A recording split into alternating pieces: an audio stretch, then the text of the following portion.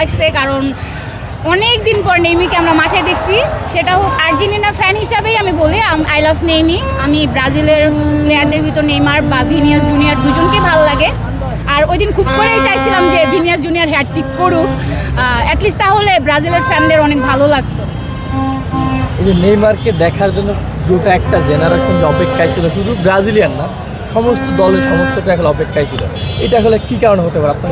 এটা আসলে একটা আবেগ। যারা ফুটবল প্রেমী তাদের কাছে নেইমার মানে একটা আবেগ, মেসি মানেই একটা আবেগ, ঠিক আছে?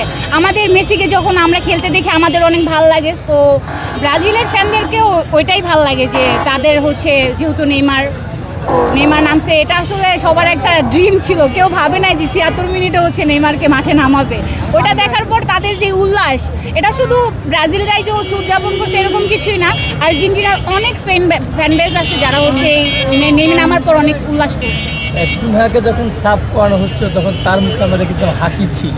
বেসিক্যালি দেখা যায় যখন বেসিক্যালি দেখা যায় যখন সাবস্টিটিউশন করা হয়, মানে প্লেয়ার বদলি করা হয়, তখন প্লেয়ারের মন খারাপ থাকে বা সে চায় না মাঠ থেকে উঠতে। না, এটা তো যখন তাদের টিমের মধ্যে হচ্ছে, এটা তো অবশ্যই তারা জানতো, যেহেতু ব্রাজিলের টিমের 11 জন প্লেয়ার অবশ্যই জানে নেইমার আজকে মাঠে নামবে। আর নেইমারকে খেলতে কেন দিবে না ভাই? নেইমার তো মানে তাদের টিমটাকে চিনে নেইমারের দ্বারা। তো নেইমার মাঠে থেকে যে চলে গেছে সেটা না, আসলে যে প্লেয়ারকে চেঞ্জ করা হয়েছে সেই প্লেয়ারের আসলে আপসেট হওয়ার কোনো কিছু নাই। সেটাই বলতে চাচ্ছি, এত খুশি ছিল আমরা দেখেছি তখন তাকে, মানে সে এটাই চিন্তা করছিল নাকি যে আমার বদলি হিসেবে নেইমার নাম, সেটাও তার কাছে অনেক বড় একটা গর্ব। হ্যাঁ অবশ্যই, কারণ হচ্ছে 11 জন প্লেয়ারের পরে তো আরেকজন নামতে পারবে না, তো একজনকে চেঞ্জ করেই তো হচ্ছে আরেকজনকে দিতে হবে। তার কাছে এটাও একটা উল্লাসের মতো যে সে হচ্ছে তার চেঞ্জেসে নেমে আসতেছে, এটাও তার কাছে অনেক বড় পাওয়া হইতে পারে।